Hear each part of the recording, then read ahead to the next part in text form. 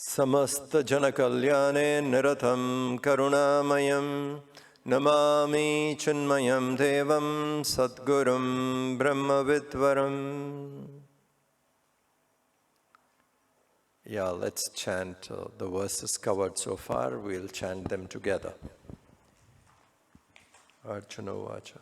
Arjuna Uvacha Sthita Prajnasya Ka Bhasha Samadhistasya Keshava Sthitadhi Kim Prabhasheta Kimasita Vrajeta Kim Shri Bhagavan Uvacha Prajahati Yada Kaman Sarvan Parthamanogatan Atmanyevatmana tushtaha Sthitat prajnastadochyate Dukkheshvanudvignamanaha Sukheshu vigataspruhaha Vitaragabhayakrodhaha Sthitadhirmuniruchyate Yas sarvatranabhisnehaha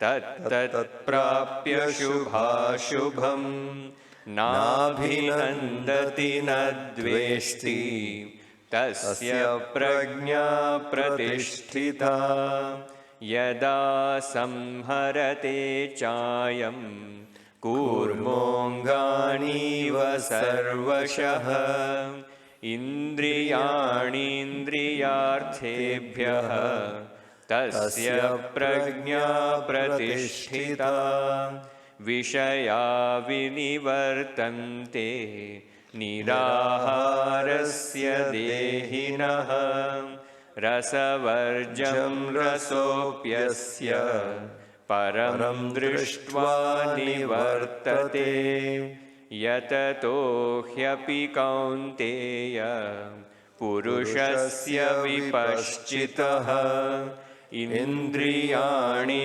pramathini Haranti prasabham manaha Tani sarvani samyamya Yukta asita matparaha Vashehi yasyendriyani Tasya prajna pratisthita Dhyayato vishayan pumsaha Sangasteshu pajayate Sangat sanjayate kamaha Kamat krodho bijayate Krodhat bhavati sammohaha Sammohat smriti vibhramaha Smriti bhramshat buddhi nashaha Buddhi nashat pranashyati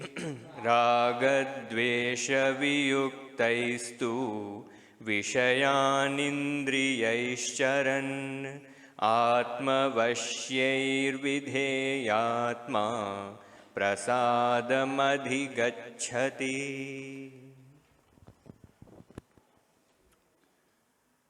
When we live in this world with likes and dislikes, continuously shuttling between likes and dislikes, there can never be any peace.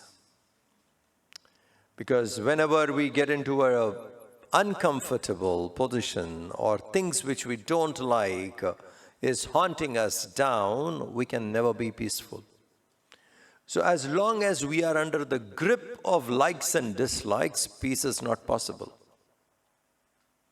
Prasada here means tranquility, peace. So he says, those who have become free from this likes and dislikes, they enjoy tranquility. Adhigacchati, prasade, they get this tranquility, a peace of mind immediately, very quickly. So we should learn to live here without insisting upon what we like, that only that I need. It cannot be. We may never get always what we like. we may get anything. Things we like or things we don't like may come to us. On getting that also, we don't have much of a choice. Whatever is prarabdha stored, that would manifest anyway. Prarabdha would come. So whatever prarabdha is stored will naturally manifest. So we need to understand that what we meet, on that we don't have a choice. How we meet is our choice. That is purushartha. How we meet. So when we move around in this world between likes and dislikes, different things keep coming, take them. If things what you like come, accept it well, enjoy it, don't be very possessive, let it go. It can't remain forever, it will go. And what we don't like will come to us, endure it. By enduring, we are not under its grip. It is like a magnet. Magnet has attraction and aversion. So if you look at the magnet, one side would be attraction and aversion, North Pole. So you see that. But there should be a point in the magnet which has no attraction or aversion. There must be some point when you see both meet. There must be a point where there is neither attraction nor aversion. Think. When none of this are there, neither attraction nor aversion, that is the point. Similarly, when we look at likes and dislikes, there must be something, the center, the core, in which there are no likes and dislikes. Think. Are you aware of your likes? I'm aware of my likes. Yes, these are the things I like. Okay. Are you aware of the things you don't like? Oh, yes. That awareness which is aware of both things you like and things you don't like, in that awareness there is no likes and dislikes. It is simply aware of both. Try and understand. I like these things. Okay, good. I don't like these things. Are you aware? Yes, I'm aware of both. That awareness which illumines both has no likes and dislikes. The core of the magnet has no attraction and aversion. The core of you has neither likes or dislikes. What is the core of you? Awareness. That awareness in which there are no likes. So if we practice sakshi, if we practice witness,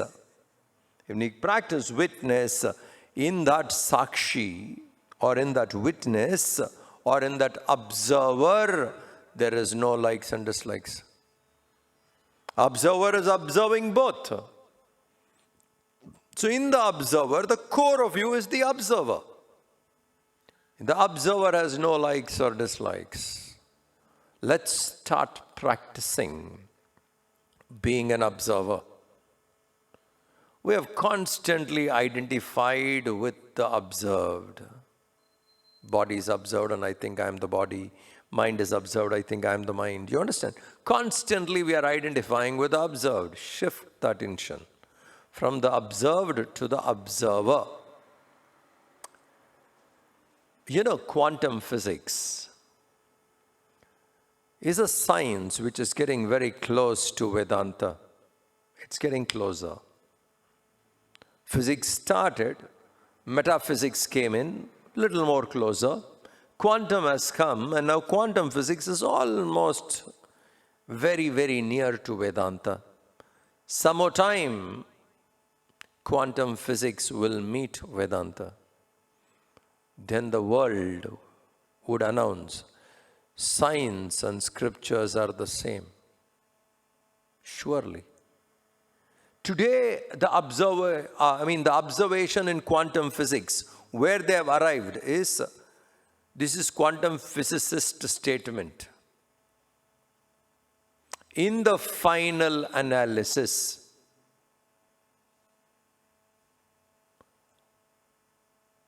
observer is the absolute truth. What a statement. In the final analysis, that they have analyzed, break, atom, you break molecule, you break quark, go further. And as you keep breaking, you come to God particle and break that. Then what happens? So they have concluded, in the final analysis, observer is the absolute truth, which is the beginning point of Vedanta. You're not the body, you're not the mind, you're not the intellect, you're the observer.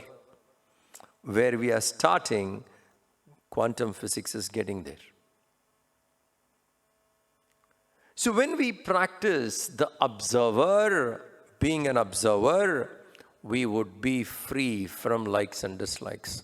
If we don't come under the sway of likes and dislikes, we would be peaceful, prasade, tranquil, peace. We would get, prasadam is peace. When we go and pray to the Lord, when we take something, we have the feeling, isn't it? Whatever comes, we accept it. This is something given by the Lord. I take it with all due respect. When something is given by the Lord, we accept it gracefully. When you accept something gracefully, you're not disturbed by it. You have accepted it gracefully. Why? It has come from Him. We need to understand this prasada very well. Prasada is just not what we do in the puja and somebody gives.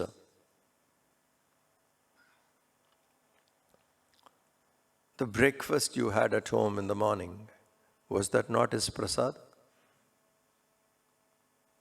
Only when it is offered, and it is His prasad only we get. Everything that way, if we can connect to that prasada, we would accept it. More of it we will take up in the next 2 verses. Chant them together. Prasade sarva dukkhanam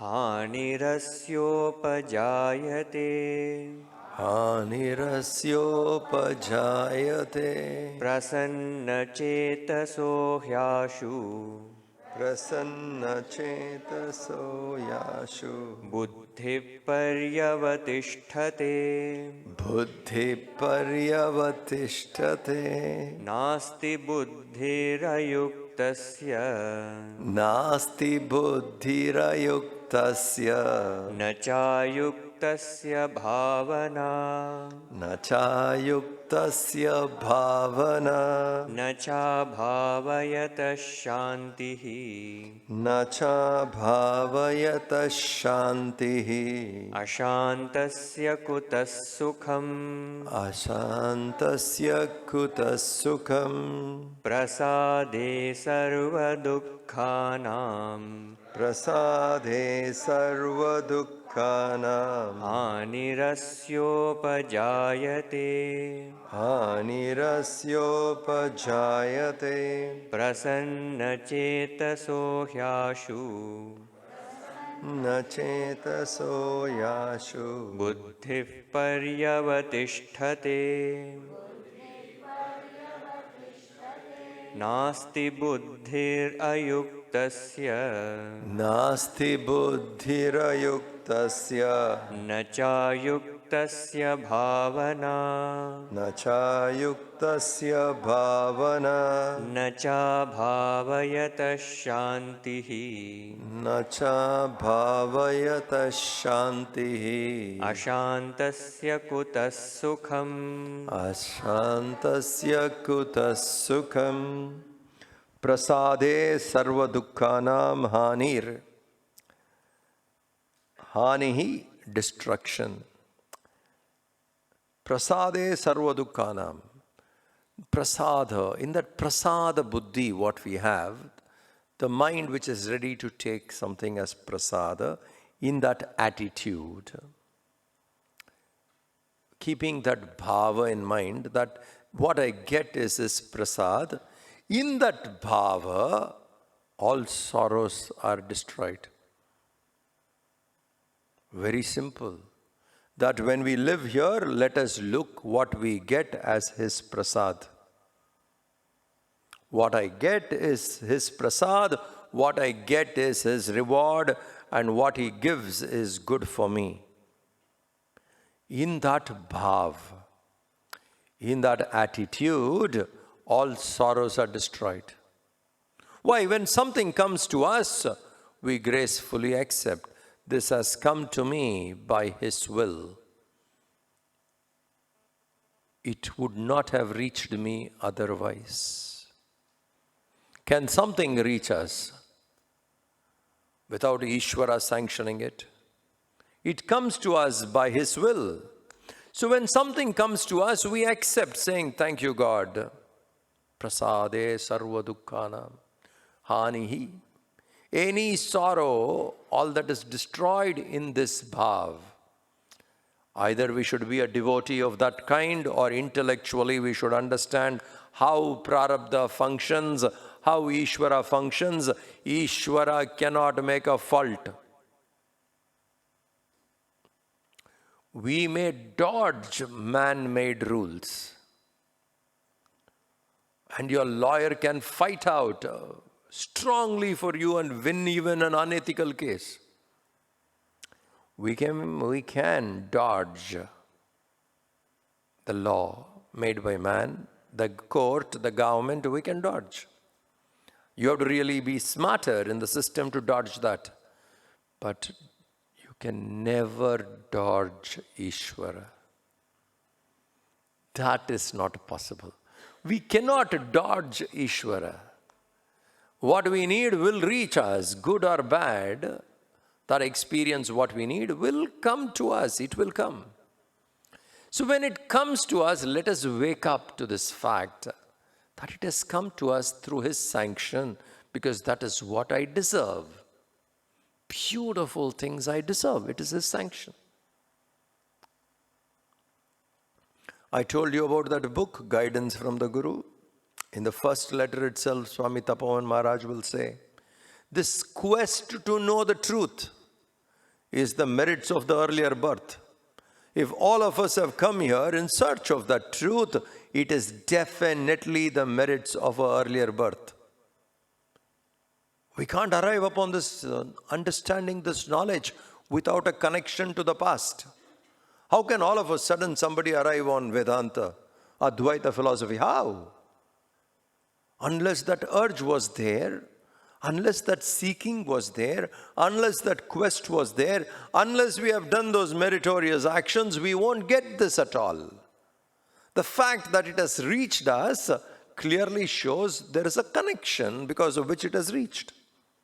So if I accept it that way, then everything that comes to me is prasad. Gracefully let us accept. Smilingly go through. Good or bad. Good or bad, comfortable, discomfortable. Take it. Why? Because in both there is something for us to benefit, something for us to learn. Either a desire gets exhausted or vairagya gets strengthened. There is a benefit. In joy and sorrow when we get, there is a benefit. Some of the vasanas are getting exhausted, or we are strengthening ourselves with vairagya. And they are important qualities for us. Swami Tapovan Maharaj was wandering in the Himalayas. And he reached a particular temple which was absolutely dilapidated. It was on the highway. A dilapidated temple. He went and he was resting. It got dark. In one corner he was resting. A little shelter was there. And there was, the next village was too far for him to walk. So that night he was taking shelter in that temple which was almost dilapidated. Nobody goes, not many people go there. 3 highway robbers, thieves, also landed in the temple for the night. Imagine 3 thieves, robbers, landed in the temple for the night. They settled down. After some time they realized in one corner of the temple there was somebody else sitting. So the thieves understood. Swamiji saw them coming because he came early, he saw them coming, he was sitting quietly. But the thieves, once their eyes got used to darkness, they saw there is somebody sitting. So they were first little taken aback, then they went, pulled his bag. What do you have? One set of clothes in the bag and a book, Bhagavad Geeta. More than that, what would he carry? That's all he had. So they saw the bag and they know there was nothing. Threw it back. Imagine these thieves trying to loot Tapovan Maharaj. Seriously, if they have succeeded, they would have got moksha. You loot Tapovan Maharaj, what do you get? Pure Vairagi, Saumyakashi. Pure, nothing else you will get. So they left everything, went, sat down. And they were about to eat food, their dinner. So one of them said, that guy sitting there, he must not have eaten anything. We'll go share a little. So the thieves go to him and said, did you eat anything? Swamiji looks at them saying, would you share? We like to give you something. Would you share our food? The thieves, asking him, would you share? He said, give me a little.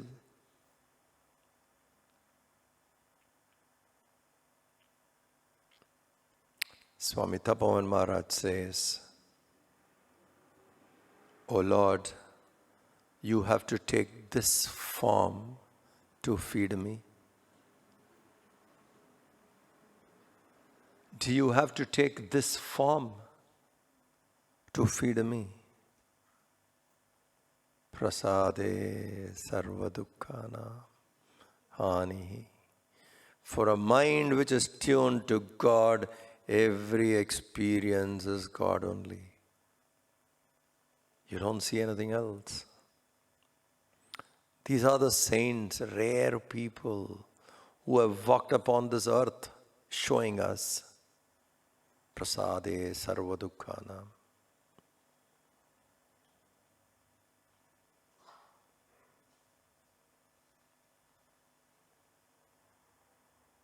So here Krishna says, in this tranquil acceptance, in this tranquility, the destruction of all miseries take place. Verily, that person becomes serene-minded, prasanna chetasa, pleasant, serene, happy, calm, quiet.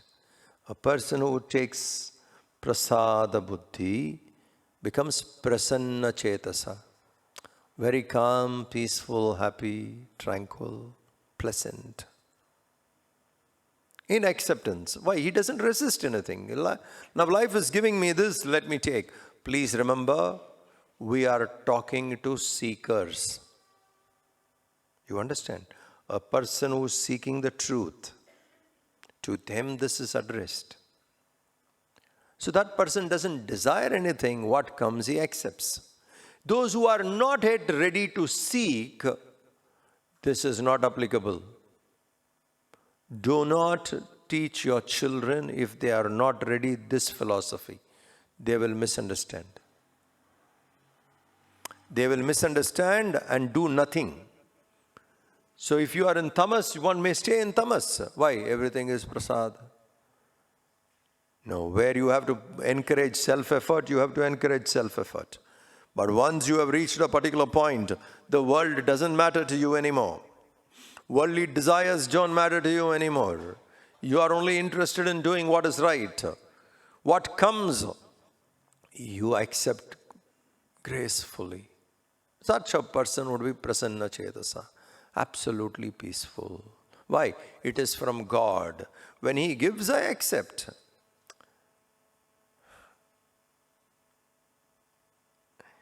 when you travel to different parts, and particularly if people, who's got a very sensitive body and doesn't accept water that easily, in different places when they go, they're not very sure of the water. And I see quite a lot of people, when they come to India, their first problem is water. So crates of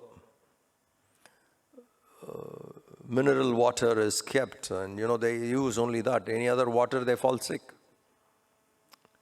These people come with me to temples. And you stand, and temples in southern India, we don't use lights. If you notice, in southern India, the old temples, ancient temples, we don't use lights. We only light a lamp. No electric bulb there, because it's beautiful. The stone is granite on which we see the Lord. So it's black granite most of the time, and a lamp is lit. Absolutely conducive to sit there and pray. We don't use lights. So it's a dark, the altar itself would be dark, and there will be a little lamp to see the Lord, because we don't get his darshan correctly till we get there. And when the Deepardhana happens, we show, and that time you see glimpses of him. This is the practice. And everybody prays to the Lord because you believe, and that's why you have traveled to India. You worship the Lord, and Tirtham is given. From the dark altar, water is brought and given. You take it with all respect. Not till date, I have not seen one person. Is it boiled water? Is it filtered? Is it mineral water? From where is the source of this water? I have not come across one person daring to ask that question. Given, take. Quietly. The same guy, if he comes out of the sanctum, let's say a little thirsty, and he asks the Pandit, get me some water to drink. And Pandit runs home and he brings a glass of water. Then people ask, boiled? Is it good? Can I try this?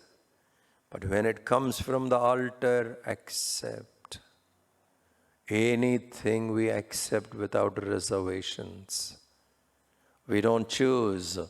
What comes is accepted. That bhav is prasada buddhi.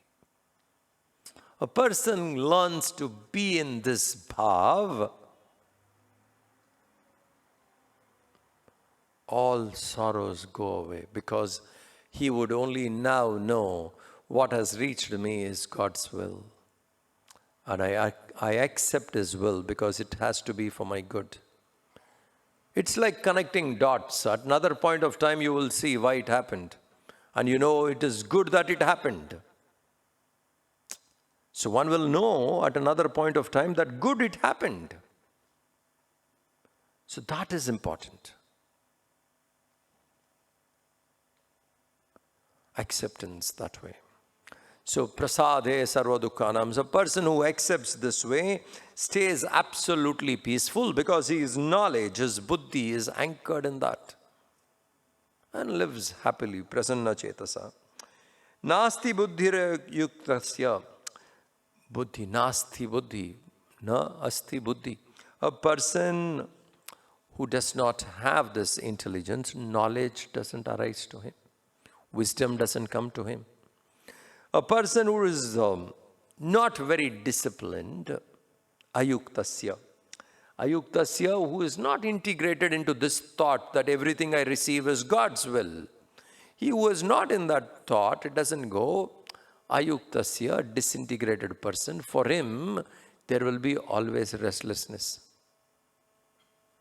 A restless person, how can he be knowledge? For that person who doesn't have this bhavana, how can he be contemplative or meditative? When this bhav is not there, meditation and contemplation is not possible. When contemplation and meditation is not possible, you are not very peaceful. Listen, when we have this attitude, what I receive is prasad, I accept it. In this acceptance, restlessness is gone. Buddhi is well established, integrated. If this is not there, there is restlessness. With restlessness, try and meditate. How long can you meditate with restlessness? Try. And meditation is such a cool word, and people want meditation. I tell you, in recent times, 2-3 words have been completely abused. Abused, disfigured. One is meditation. Anything meditation. Drinking beer meditation. Drinking beer meditation. You want to do anything, add meditation. Yoga also. In Indonesia, there is an island called Ubud. Bali, Ubud. I was having a camp there, and it's a common campsite. Different people were there, and I saw a poster. Somebody who's doing another camp there, a poster. Morning, 6 o'clock, wake up and come. So the timing, what? Early bird catching worm yoga.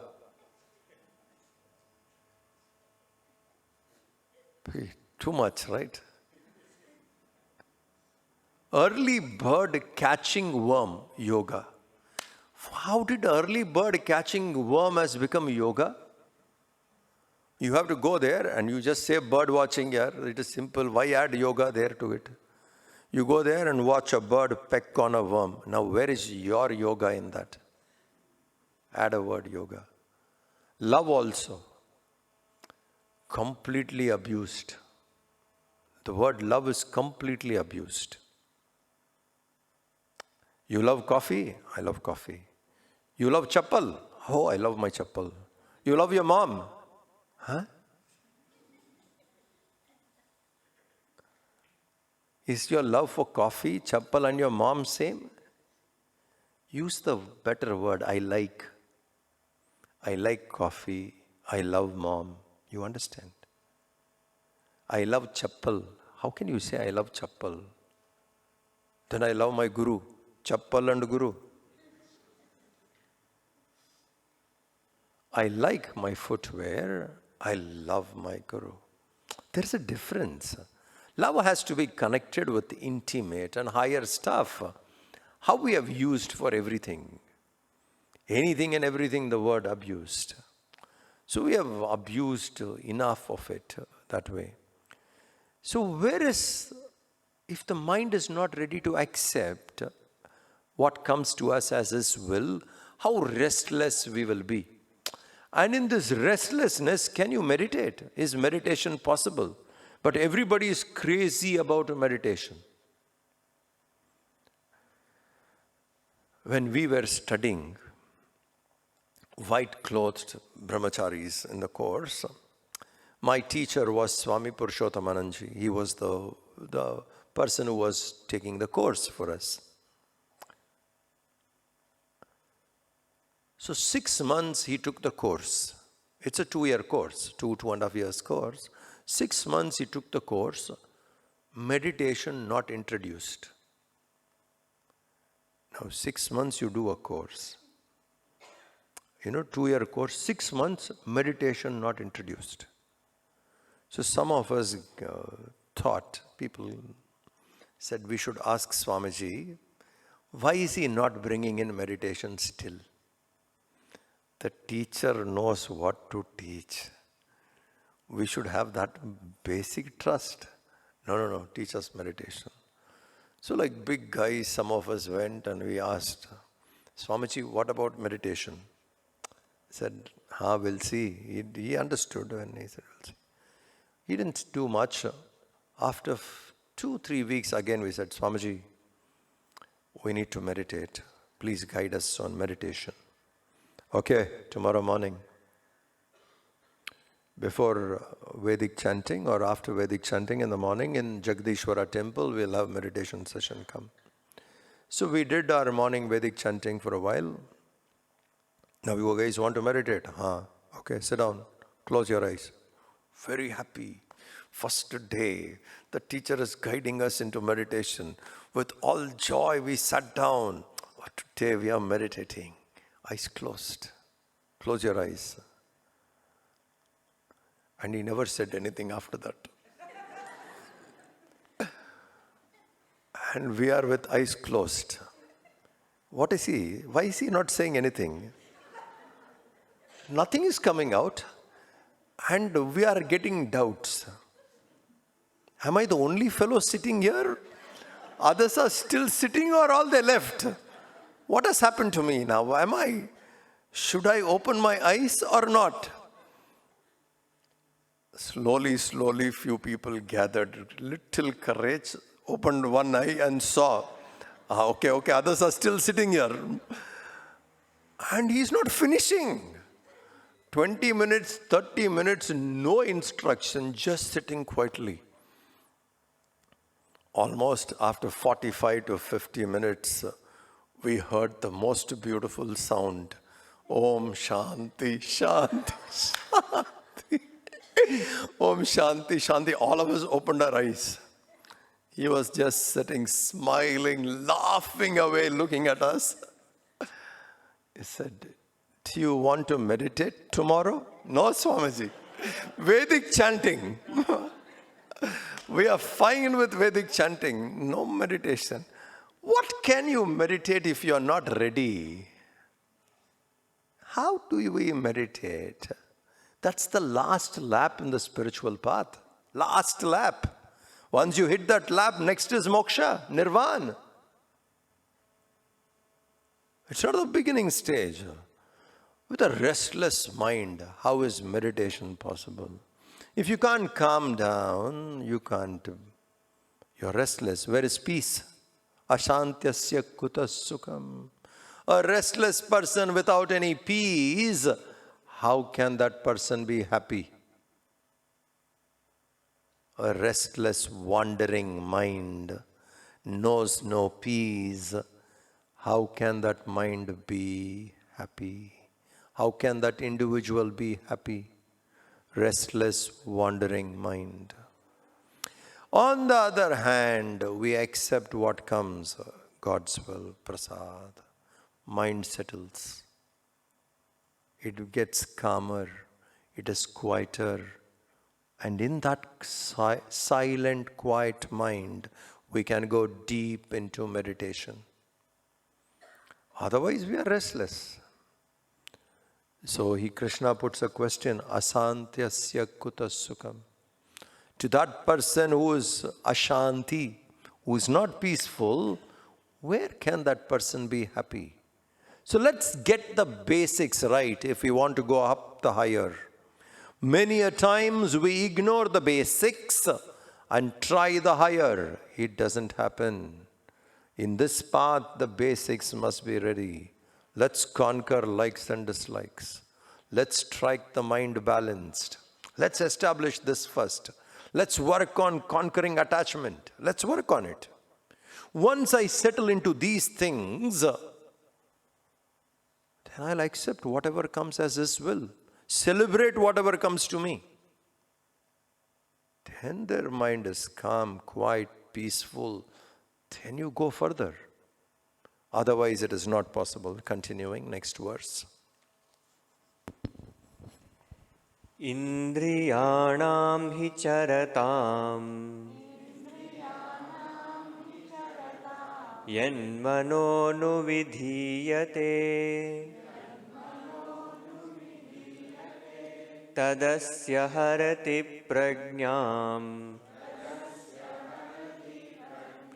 vayurnavamivambhasi. Indriyanam hi charatam. Indriyanam hi charatam. Yanmano vidhiyate. Yanmano vidhiyate. Tadasya harati prajnam. Tadasya harati prajna. Vayurnavamivambhasi. Vayurnavamivambasi. He says here, verily, Indriyanam hi charatam yanmanonu vidiyate. That mind, verily, that mind, anuvidiyate, which follows the sense organs, Indriyanam charatam. That mind which constantly follows the indriyas, the sense organs. There is no restraint. Simply going with the sense organs.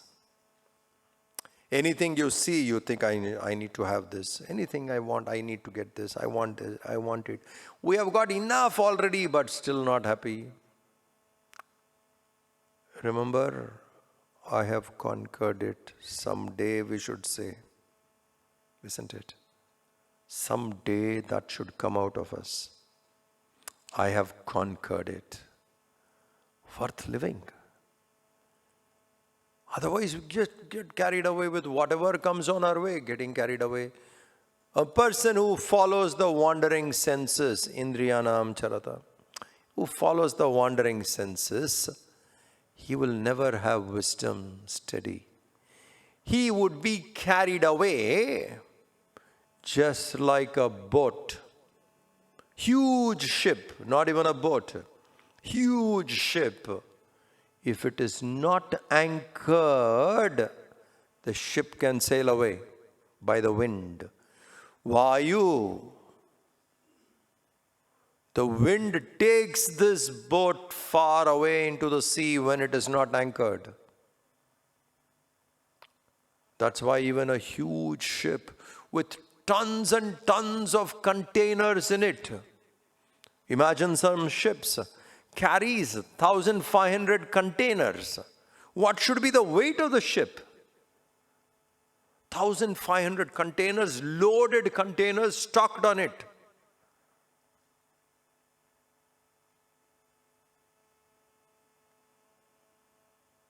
Trillions of tons it would be the weight. If it is not anchored, that ship also can get carried away by the wind. So the example is like that. If you are not focused and know to manage your senses, one can be lost. Just like a boat which is not anchored can be lost.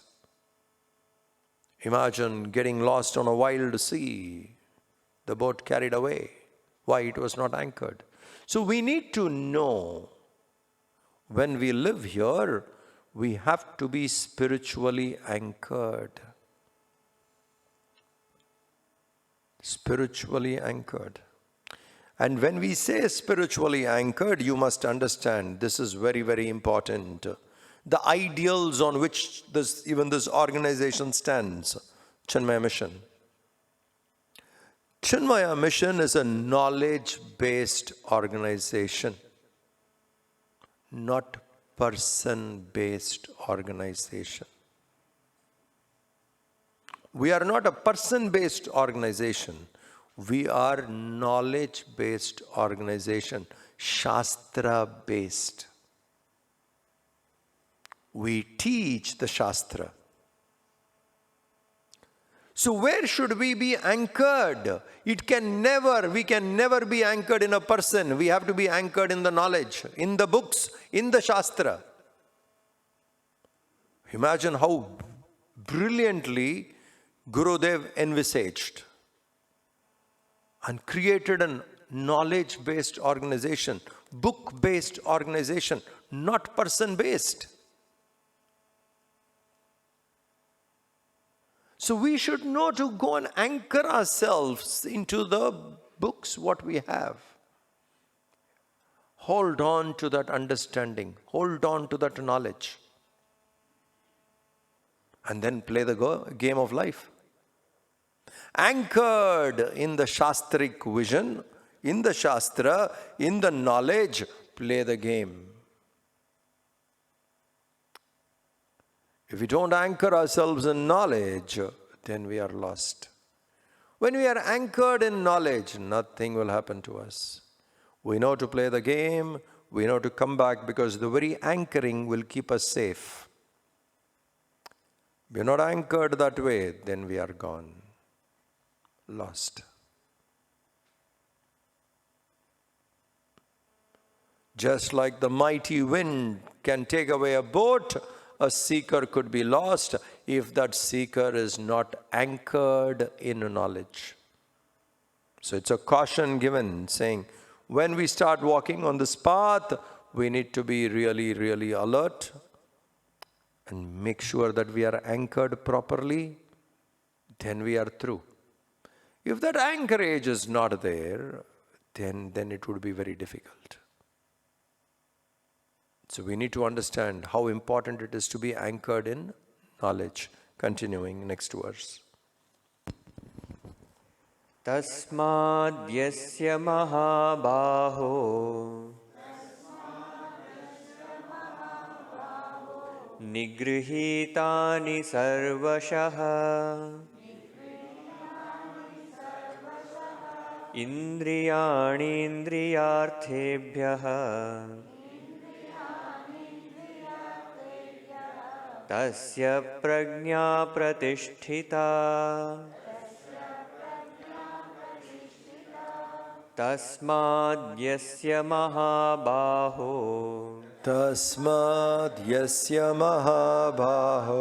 nigrihitani sarvashah indriyani indriyarthebhyah tasya prajna pratisthita.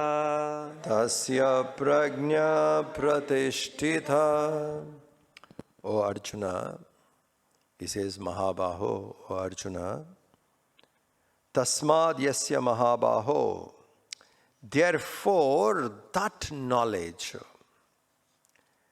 of that person whose sense organs, indriyani, are under his control, is steady. He who knows to manage his senses, his knowledge is steady. He who does not know to manage his senses is a lost person. Therefore, at all times, O Arjuna, manage your senses well. Sense management. It should be a very important course, isn't it? Sense management. How to manage my eyes, how to manage my ears, how to manage my tongue, organs of action, organs of perception, management. That is the last lesson one ever learns in life. But it should be one of the early stages. See the beauty of Hindu Shastra, if you see. We know how to indulge. When you seek pleasure, we know how to indulge. What kind of pleasures we have. Imagine the food, the prasad offered to the Lord. What variety! For each deity, different. Whether it is food, whether it is perfume, whether it is clothing, Hindu civilization was far advanced, deeply indulgent. We were the first ones to have university in this world. Takshashila, Nalanda, Vallabha, Vikramashila, first universities in the world.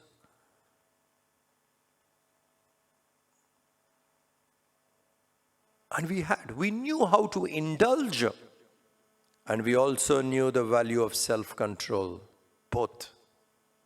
There is a phase in your life you have to indulge. There is a phase in your life you have to manage your senses. we were aware of both. So once you need to indulge in the world, indulge. Give a time frame. This much time I give, I would indulge. And after that, I need to turn towards the higher.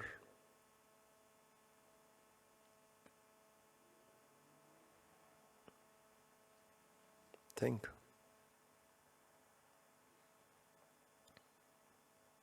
So he who knows to manage the senses, his knowledge is steady, established. One who does not know to manage his senses, that person is gone. Therefore, at all times, hey Arjuna, learn to keep your knowledge steady by managing your senses. How do we do it? We discussed yesterday. Do I need it? If I get it, how long will I be happy? If I don't get it, what will happen to me? If I'm clear about it, I manage my senses. That way, a person who knows to keep the senses, he is peaceful, quiet, calm. And that person's brilliance in the world is completely different. A person who is withdrawn, his vision, his ability, his brilliance is completely different.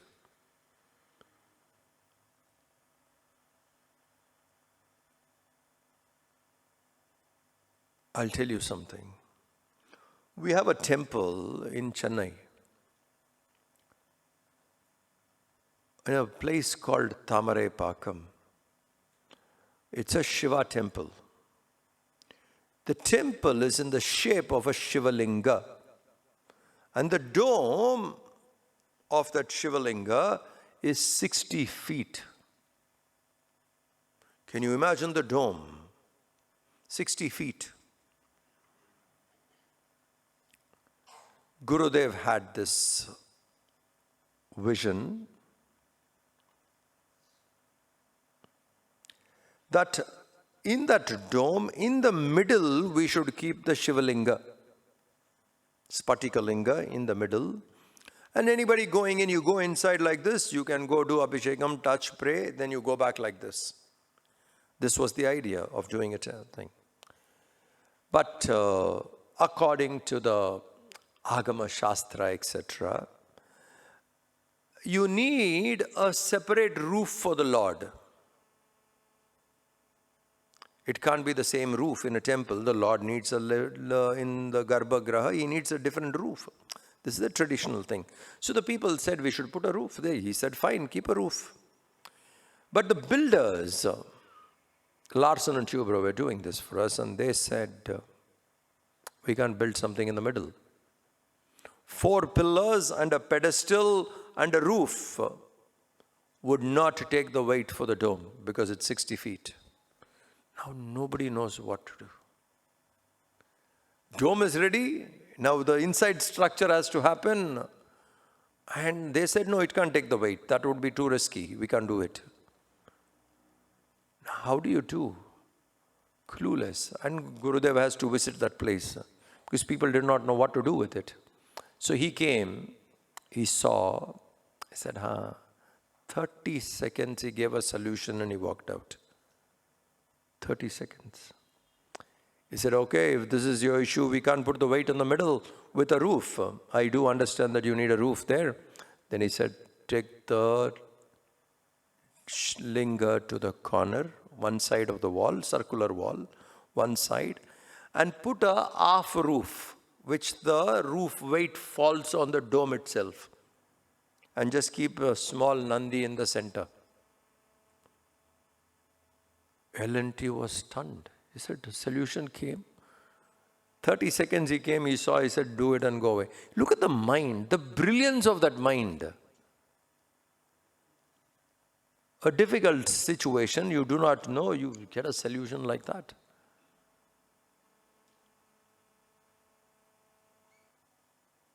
A wise person would come up that fast. They are too quick, too fast in anything. Because the mind is so calm, so quiet, a great observation. That's why even when we meet a wise person, We should not even say things fully.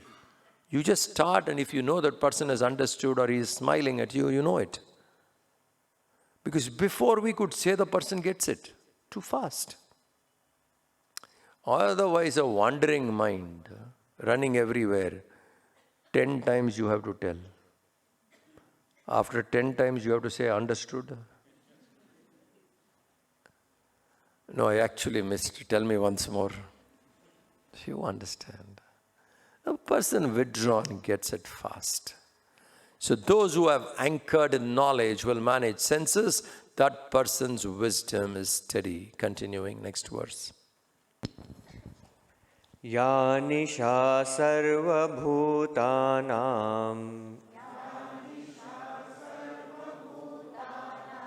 तस्यां जागर्ति संयमी यस्यां जागृति भूतानि सा निशा पश्यतो मुनेः Sa nisha pashyatho mune.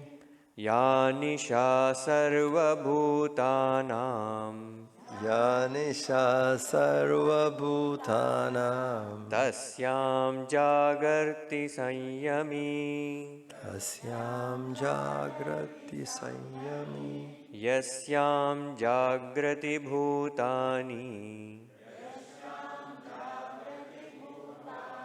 सा निशा पश्यतो मुनेः.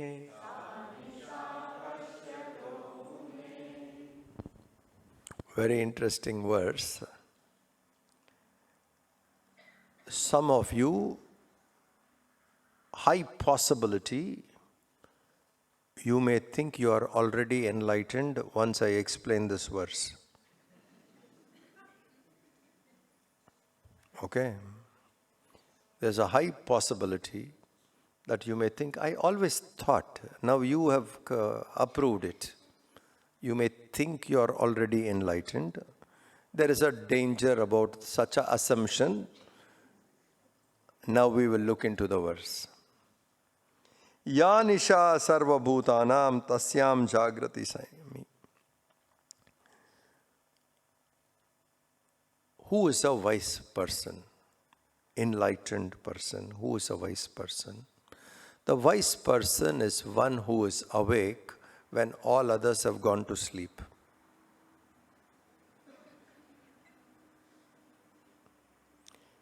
Decent people sleep at 10 o'clock, let us say.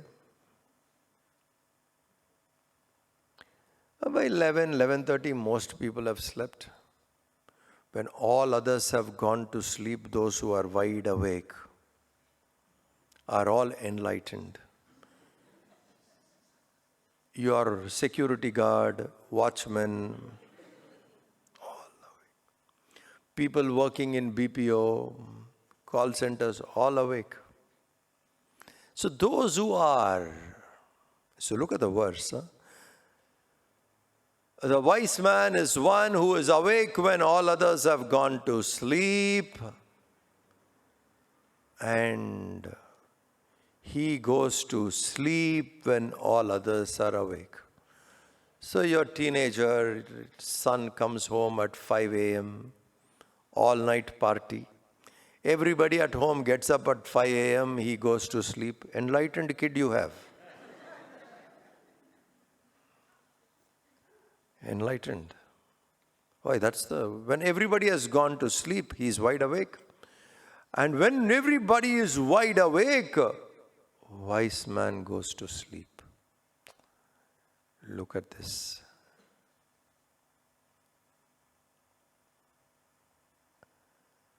What are we wide awake?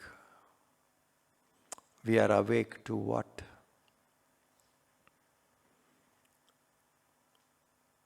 Most of us are wide awake for worldliness.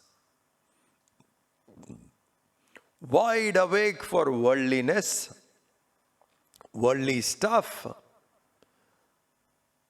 And the enlightened is fast asleep to that.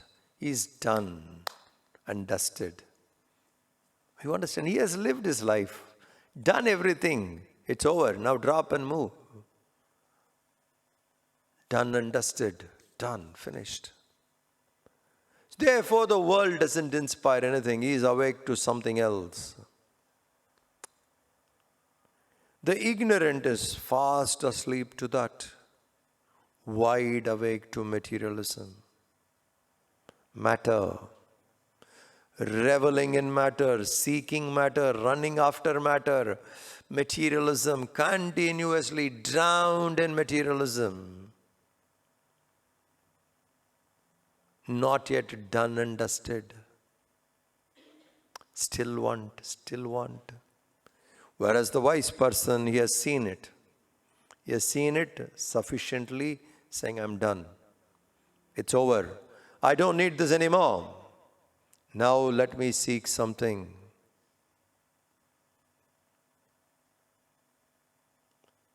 Remember, I told you other day, some of our books begin with this word atato. Atato means therefore. First word of the book begins with therefore. Just imagine the Rishi style of writing. The first word of the book is therefore. How? Imagine you have all gathered and I start, therefore. Therefore? Say something, then say therefore.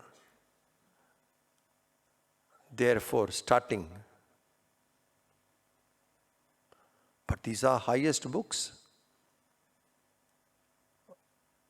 Athato Brahma Jignasa. Brahma Sutra begins that way. Therefore, let us discuss Brahman. Let us seek. Let us inquire about Brahman. Tato Bhaktim Vyakyasyamaha. Therefore, let us discuss devotion. Therefore. This word therefore has lots of meaning.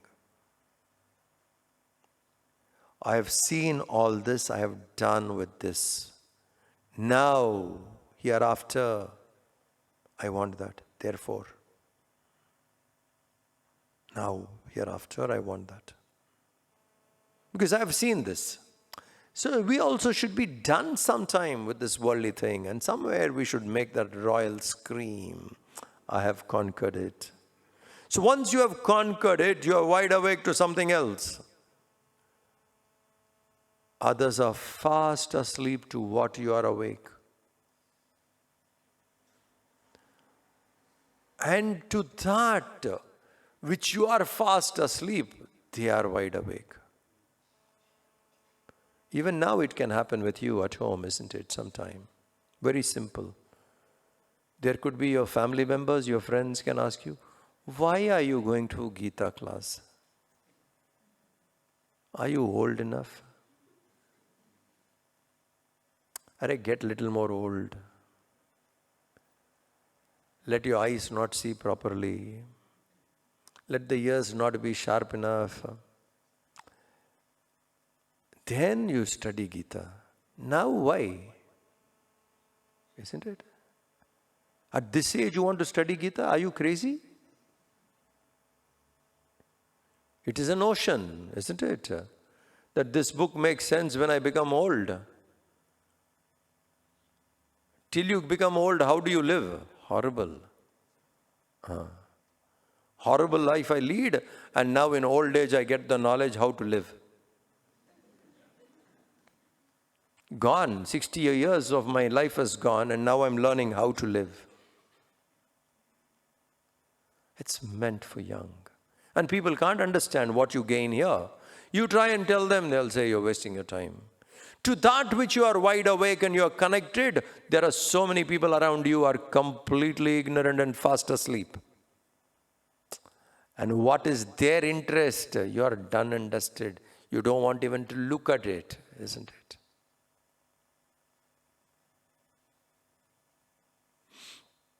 I was with Gurudev. This was when I was in Yuva Kendra. I didn't even join the ashram. I was in Yuva Kendra. Gurudev was in Chennai and we used to go with him. to the airport, to railway station to receive or to see him off. This was once when I was with him. Few of us, Chinmaya Yuva Kendra members were with him. And he was going to a place called Vijayawada from Chennai, Madras. It's a train journey. So Gurudev was sitting in the train and we were all standing somewhere outside the train at the window and somewhere inside because there's another 10 or 15 minutes for the train to start. When this was going on, somebody walked by in the platform. A film star walked by. And immediately there was a lot of buzz. Everybody, this. So he was sitting inside the train. Gurudev was sitting and he saw some of the people were excited. They were trying to peep their head out, look and all that because this is a film star. So he asked, what happened? What happened? He said, Swamiji, he's a star. Big star. Oh, film star, huh? He was quiet. Gurudev didn't respond. He was quiet. The film star also, after getting into the train compartment, he got to know Gurudev is sitting in the train. He said, I want to take his blessing. Can I go meet him? We said, of course, come. And then we came. And one of us have to tell Gurudev because he wouldn't have recognized him otherwise. So, and that would be quite bad. Imagine you are seen as a big star and saying, who are you? So we have to tell Swamiji, he's that star, so and so. He said, okay. The guy came, touched Gurudev's feet, and he was saying, Swamiji, bless me. So Gurudev looked, you're an actor. So he said something very beautiful. This is the beauty of the master.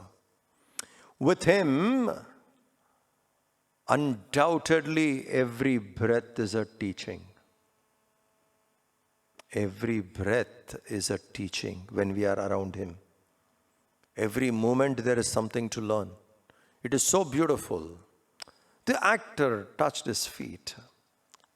Gurudev tells him, because he's an actor, he said, in screen and on stage, act as if it is real. Do it realistic. In real life, act well.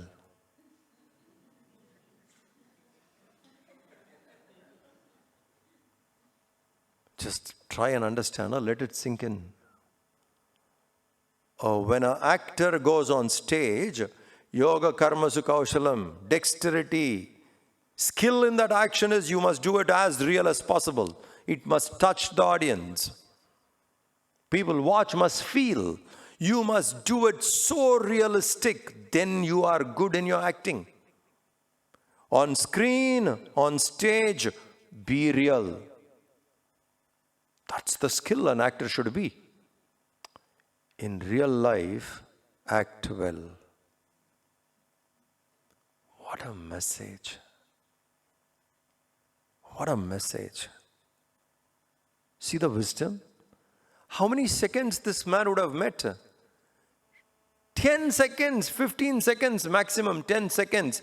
And a statement comes out which can give him both Siddhi Buddhi, Mukti Bhukti, both. You become a number one actor when you know to do it realistic. And in real life, keep acting well, because this is nothing is you. You are playing different roles. The real you is I am Atma. Everything else is just a play. Just play your role.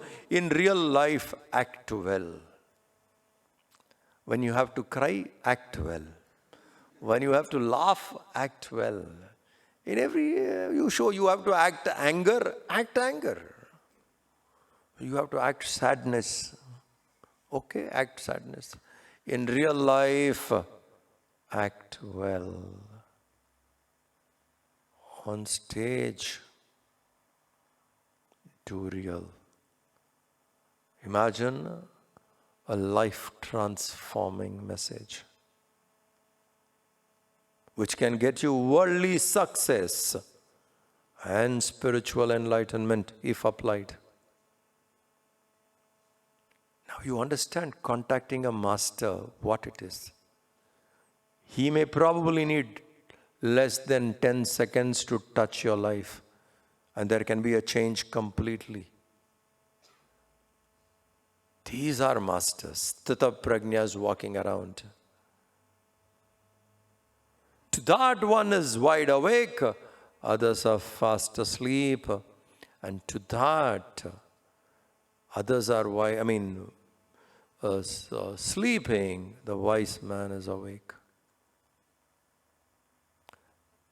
Opposites, isn't it? One is so worldly, another is so spiritual.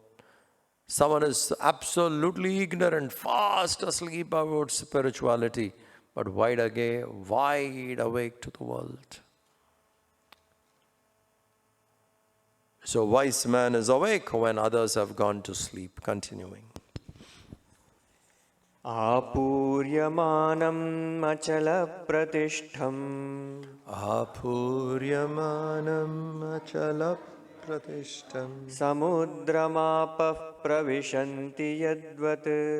Samudramapa pravishanti yadvat. Tadvat kamayam pravishanti sarve.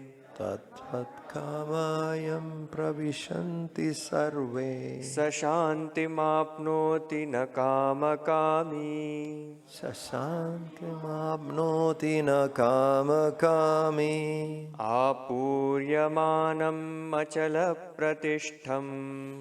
Apuryamanam achala pratishtham. Samudramapah pravishanti yadvat. Samudramapa pravishanti yadvat.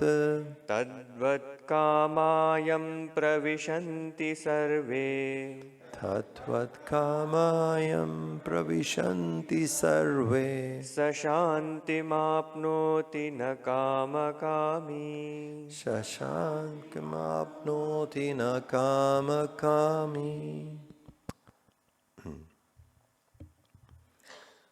Before I go into this verse, I'm going to throw a question at you, and I am not going to answer it. You have to think. And there's a lot of beauty when you think. Don't ask others. Don't ask others. You think. And when I say think deeply. Not that when I get down and walking, you come and ask me again. No. You have to think. When you think and you find its beauty, its meaning, it's so beautiful. You know Goddess Lakshmi, goddess of prosperity, wealth. She travels on an owl. You know her Vahana?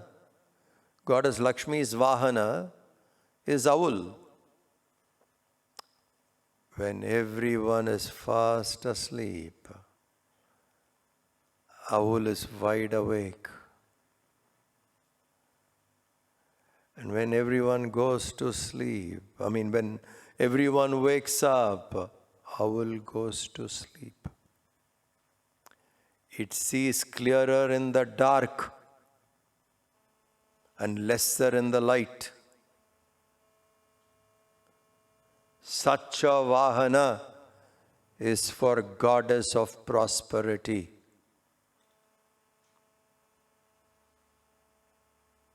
There is so much to think about it. Think. Don't Google. Don't destroy yourself with that information. You contemplate on it. Think about it. Let that meaning come out. It will be a revelation. And when something like that from inside reveals itself to you, you will love to live life like that. Owl is wide awake When all are gone to sleep, it can see in darkness better than in daylight. And on that vehicle, our goddess Lakshmi travels. Think about it. I am not going to explain. Think, it is such a beautiful meaning. To that which the wise man is wide awake, all are fast asleep. Okay, continuing now in this verse, Apuryamanam achala pratishtam samudrama afa pravishanti advat. Beautiful verse. One of the best verses of the Gita.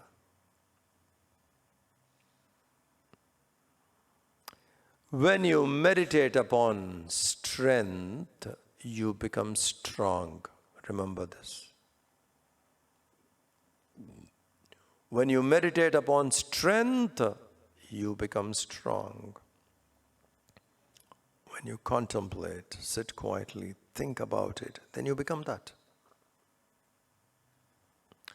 Ocean, if you see, and when you see the river coming in and pouring itself into the ocean, imagine how many rivers. The land I come from, Gange Chai Mune Chaiva Narmada Sindhu Kaveri. Apart from all this, Krishna, Godavari, you take, Brahmaputra, you take the rivers in India only. And rivers in the world. Nile, Mississippi, Yellow River, Ayung. You see the rivers in the world. All these rivers are emptying themselves into the ocean. How much water should be entering into the ocean every moment? When you go stand in front of Niagara Falls, you see the waterfall which is coming down. How much of water must be coming down every second, every moment, not even second. So imagine the amount of waters from all these rivers are pouring themselves into the ocean every moment. Ocean has the ability to take all of it. Any amount coming in, ocean knows to take it. Ocean doesn't break. Ocean doesn't throw up. Ocean doesn't overflow. Ocean takes it. Think. What is your strength to take what life offers? How much can you take? How quickly one shatters. How quickly one breaks down. How quickly one finds oneself helpless. How quickly.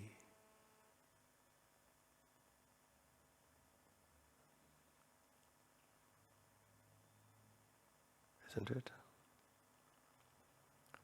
Somebody did not smile at you is enough for you to break down. So and so did not smile at me today. Why? Why are you sad?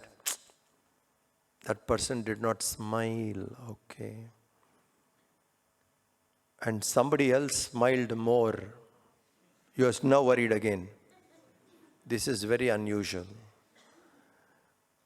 This smile is not regular. Why is this person smiling more today?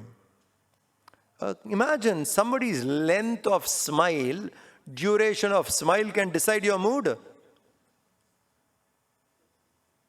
How dangerously balanced is our joys and sorrows. Someone did not say thank you Gone. Disturbed completely. Why are you so miserable? I did so much and they did not even say thank you. You did everything for them to say thank you. How sad. You see, somebody did not smile. Someone did not say thank you. Someone did not acknowledge your service. Gone. Disturbed. Please understand how quickly we get disturbed. How quickly.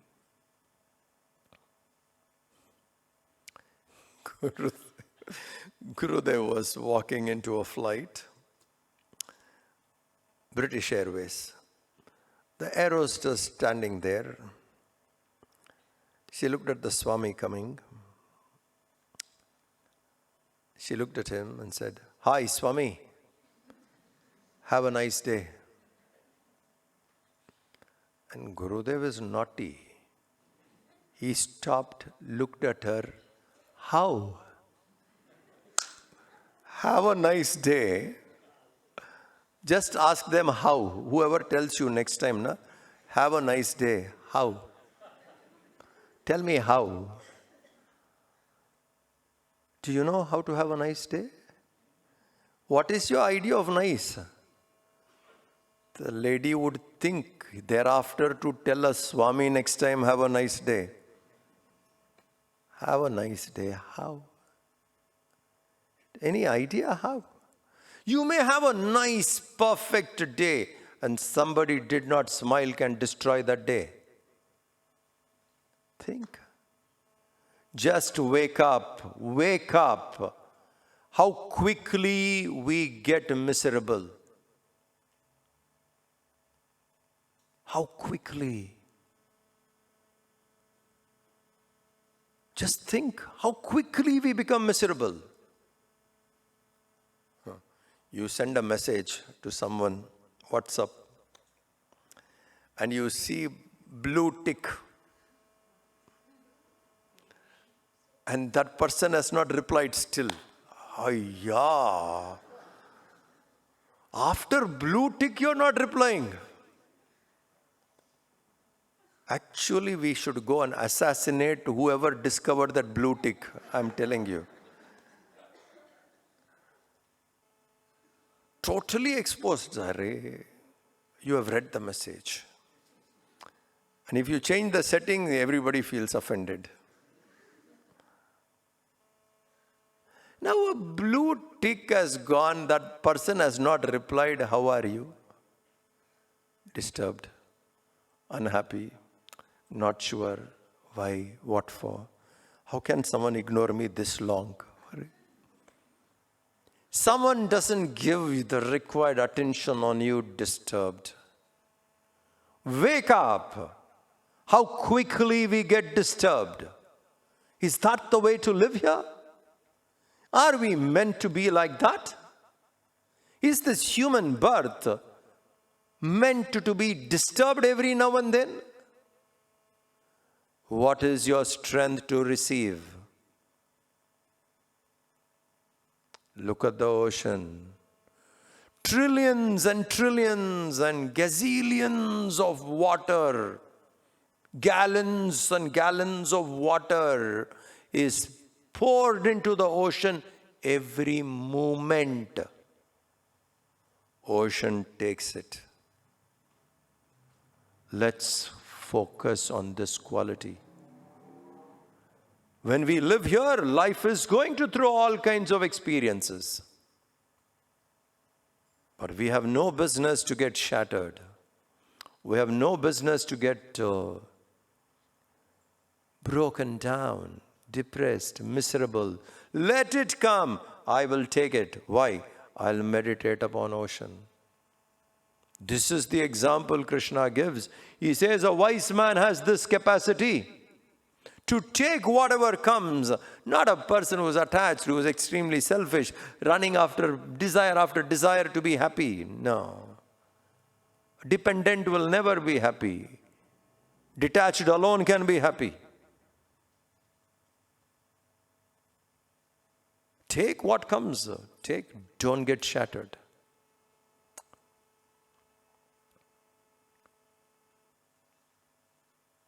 That ocean we should. Now you understand? Meditate upon strength. You become strong. Sit and watch the ocean. See the amount of water goes inside. Look at that vastness, the expansive, the whole wide ocean. Just look how vast and wide it is. Has the ability to take. Any amount of water pouring in, it takes. Mild shocks, we are scared, isn't it? Small things, we lose our smile. Small stuff, which should really not bother, smile lost. I honestly tell you, the best prayer a Vedantin can offer to God is smile. There's so much meaning in it. You smile at the Lord. That shows your gratitude. Go there, just smile. I have come here only to smile. Why? My heart is full of gratitude. I have understood this is just a play you have created. It's just a game. Leela, isn't it? We say the Vedanting, the Hindu rishis have given the best definition for the world. Apart from Advaitic understanding of the world, when you accept the relative reality of the world, the best definition the Hindu rishis have given, they call it Bhagavan's Leela. A sport of the Lord, a game of the Lord. That's all this universe is. Just a game. What a mess we have made ourselves in it. It's just a game. Nothing really happens. It's like game of chess, let us say. When you play a game of chess, when the game is over, what happens? The pawn, the soldier, the king, go back to the same box.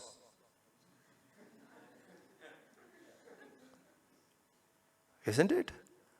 The king gets a special box. That's the game. You play, you're a king, you're a pawn, doesn't matter. Game is over. Back to the same box. That's all this universe.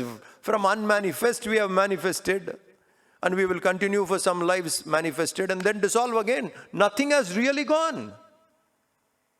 It's up to us where we stand and we see life. How we see life, from where we stand and look at life, that is very important. Stand at Vedanta, foundation of Vedanta, and look at life from Vedanta. Anchored in Vedanta, look at life. It's just a game. Leela. So in this Leela, why should I become miserable? Smile. Best prayer. Saying, I know it's your game. You are a Maha teaser. And you have been teasing all the while. I sportingly accept your joke. And I smile back at you. That is prayer. Yeah, Bhagwan, your Maya is powerful. I do agree. Very enticing. I do agree. Horribly teasing. I do agree. But I am a winner in this game. How do I stay a winner? Keep smiling. Because you are happiness. World is a game. Play the game. Let experience come. Smile. Let's do it. Just remember, whenever you pray next time, after ringing the bell, after showing camphor and all that, say, now I'm going to smile. I'm smiling at you for what you have given me. I'm smiling at your game. I'm smiling at your game. Your sport is very interesting. I'm smiling at it. Prayer. Focus on ocean, the depth of the ocean which can take anything that comes. Get that. Then you will laugh at life. Who is bothered what kind of experience comes? Everything is a condition otherwise. Don't fall into all this. Just be happy, live. Let the life offer various experiences. Make sure you're not shattered by any of them. The deepest of sorrows are the most superficial, sentimental issues. Don't be shattered. So next time when you have a cup of coffee without sugar, smile. Don't be miserable. Or you eat a food item where salt is slightly less. Smile. Don't fuss around. Food without salt. Salt has irritated you. Your ocean. And a pinch of salt which was less has irritated you. The rest of the day mood is gone. Why? A pinch of salt was not there in the food. What kind of beings we are? Smile. Don't allow the world to tease you. Don't let the world disturb you. We are not here to be disturbed. We are here to live as we want, because you and I are infinite.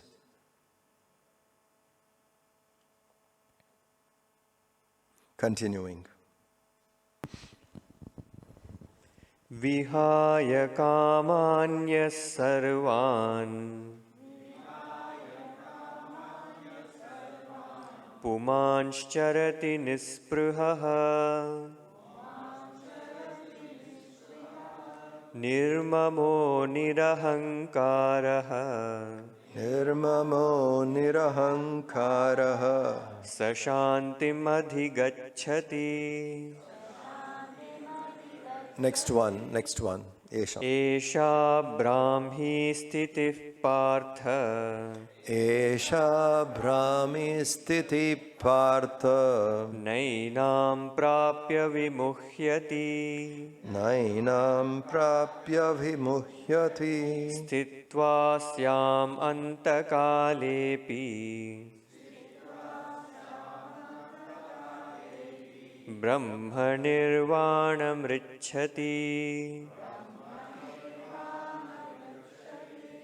vihaya kamanyas sarvan Vihaya kamanyas sarvan pumanscharati nispruhaha pumanscharati nispruhaha nirmamo nirahankaraha nirmamo nirahankaraha sashantim adhigacchati sashantim adhigacchati esha brahmi stitih partha Esha brahmi stiti partha nainam prapya vimuhyati nainam prapya vimuhyati stitva syamantakalepi stitva syamantakalepi brahma nirvanam richati brahma nirvanam richati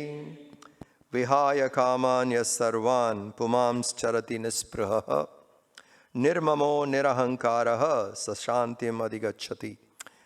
Adhigacchati, very quickly a person gets peace. Who? Having given up sarvan kaman, that person who moves in this world without attachment. You can have and not possess. Have but don't possess. He who moves in the world without possessing, who is detached, he doesn't have a craving for anything, because it is there, it is there. If it is there, he is with it. If it is not there, he is still the same. Vihaya kaman. Moving around in the world, when there is desire, he is okay. It is not there, he is still fine. That level of detachment, a person moves into the world. And that person, when he moves into the world, he moves nirmamo nirahankaraha, without I and mine, Without the feeling of I and mine, he doesn't entertain that. His I and mine would be something like when you go to a hotel and stay. When you've taken a room in a hotel, how do you live there? You will go to the manager, you will go to the reception and say, my room key. My room key? When did that room become yours? You are owning it? And when the television in that room is not working, you say, my television is not working. You fix the television. Aircon is not fine, fix it. Heater is not okay. Everything. And then when you have to leave that room, you take the television with you? You take the heater with you? When you are having it, you are saying it is mine, but you don't mean it. Understood? You don't mean a bit of it, but for transaction you say mine. But you don't really mean it at all. It's just a transactional mine, transactional I. You understand? At the transactional level, be normal. Don't bring Vedanta unnecessarily in interpretation.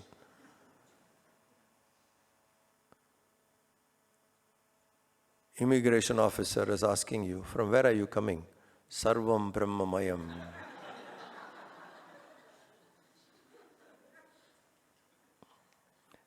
Who are you? Jati Niti Kula Gotra Durakam. Nama Rupa Guna Dosha Varjitam. Huh? Who are you? Naham Manushya, Nachadeva Yakshaha, Na Brahmana, Kshatriya, Vaishya, Shudra. Immigration officer. They are very simple. I am so and so. From this country I am coming. Kala, Desha, you accept. These are transactions. A wise man would transact this way, like how you are in a hotel, you're saying this is mine, that is mine. You really don't mean it. But at transaction level, you have to say, that's all. Keep that. He's got no ego, neither vanity, nor ownership. At the transaction, minimum usage of I and mine he would use. But really speaking, he doesn't have that I or mine is not there. Till the body exists, the prarabdha of the body has to continue. These people will be living around and they would say,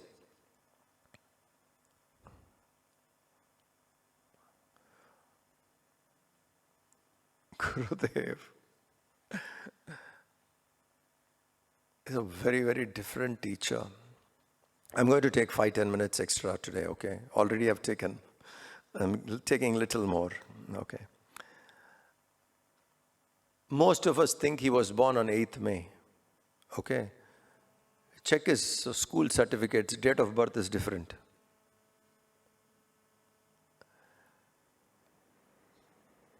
Some think he was born on 19th April.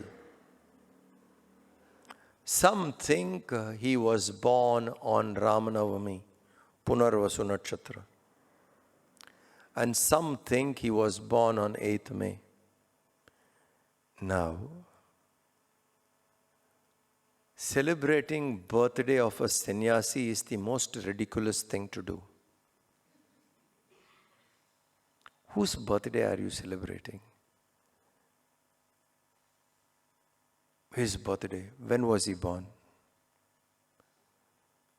Oh, Swami Chinmayananda, Shivaratri. So what are you celebrating? So celebrating is ridiculous. And in India, people were celebrating it 3 times. His birthday. Now imagine how embarrassing it would be for him. How embarrassing. Celebrating once only is embarrassing for a sannyasi. 3 times you celebrate. April 19th, Ramanavami, May 8th. So he said, listen, this is already very embarrassing, ridiculous, and celebrating 3 times makes it really awful. Since majority of you think this Swami was born on 8th May, stick to 8th May. This is his answer, and then makes a statement.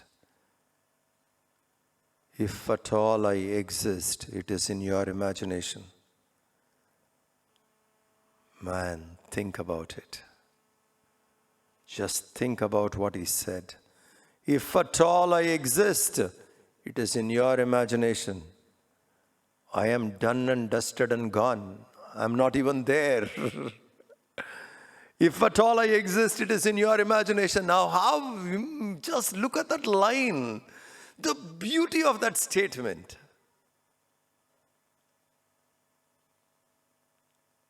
So, wise man has no I and mine and all. He just moves transactional. And that way, with detachment, when you move around with this feeling of I and mine, then, oh Arjuna, a person would reach the state, Brahmi Sthiti, the highest state a person would reach, even if it is towards the end of his life. You would reach that state, that nirvana state, you will reach there even if it is towards the end of your life. Meaning, we started late, does not matter. How we finish is our choice. Please remember, how we started doesn't matter. How much mistakes we made doesn't matter. Start was bad, okay. In the middle I messed up as best as I can, okay. Let the end be as you want. The end should be as I want. That choice is there. If we decide to follow these practices, let us say the strength of an ocean you apply in your life, and then you walk around without possessing anything. You decide to do it now. Even towards the end of our life, we can get there. If we put them into practice. It doesn't matter how much I have messed up, but if I make a decision, towards the end I would get there. Don't wait for it without preparation. Because we never know when the end comes, how would I take it? If I'm well prepared, I can laugh at the end. So a well-trained person practicing all this, even towards the end, he can grasp it.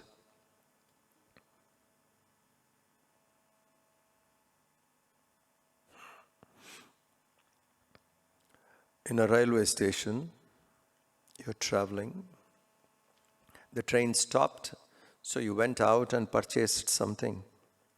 Let's say sandwich, coffee. Hands are full. One hand coffee and one hand sandwich. And you're coming to the train to get, and the train started. The train started and you have not got into the train and the train is moving. Now, sandwich, coffee, you're running to the train. The compartment you have to get up, gone. Because it's fast, you didn't jump in. The next one is going. Now you know, this is too much. I have to give up something first. So it was already too late. You drop coffee down. So one hand at least I'll try and catch. The train is really fast. The last compartment has come. You need your other hand also to board the train, otherwise you will miss the train. So you drop the sandwich. Somehow you catch the last compartment and you board. Be happy you're in the train. It will take you to that destination. Even towards the end, you change. You will board the train, last compartment. But you're on the train.